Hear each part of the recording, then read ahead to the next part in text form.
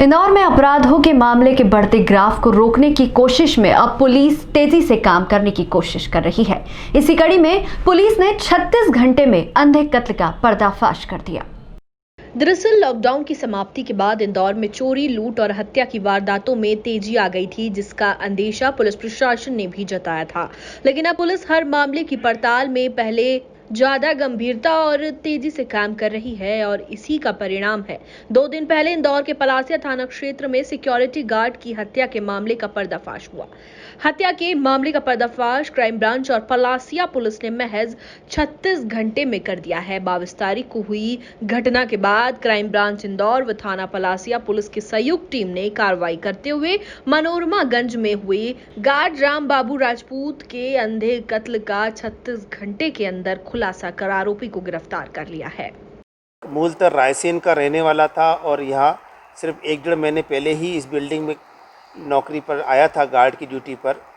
वो बबलू सिसोदिया नाम की एजेंसी के मार्फत आया था। बबलू सिसोदिया से भी पूछताछ की गई, उसने भी किसी तरीके के वाद विवाद या किसी बात से इनकार कर दिया। पुलिस के सामने बहुत बड़ी चुनौती खड़ी हो गई थी, क्योंकि उससे मात्र 10 दिन पहले ही एक और हत्या की वारदात पलासिया क्षेत्र में ही, गीता भवन क्षेत्र में ही हुई थी।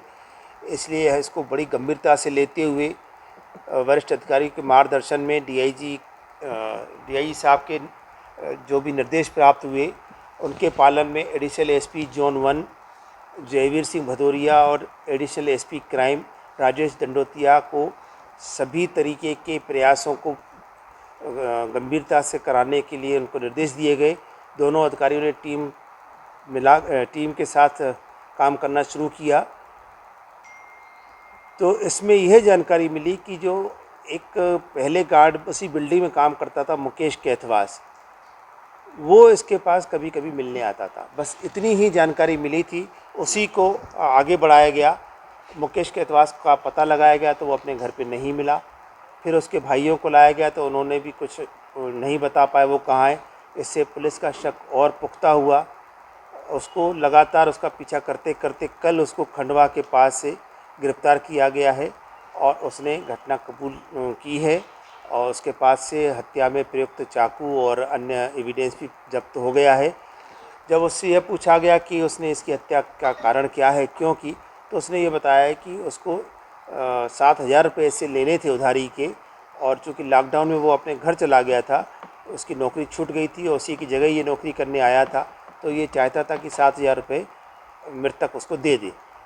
इसीलिए कल वो करीब 1 घंटे उसके पास बैठा रहा, चाय भी पी दोनों ने साथ बैठ करके। फिर वो पैसे देने से जब इनकार कर दिया मृतक ने, तो आरोपी ने उत्तेजनावश उसको पहले 3 बार लाठी से सिर में मारा, उसके बाद उसका गला रेत करके कमरे के बाहर ताला लगा करके धीरे से चला गया था। जानकारी के मुताबिक आरोपी भी सिक्योरिटी गार्ड है और वह मृतक का दोस्त था।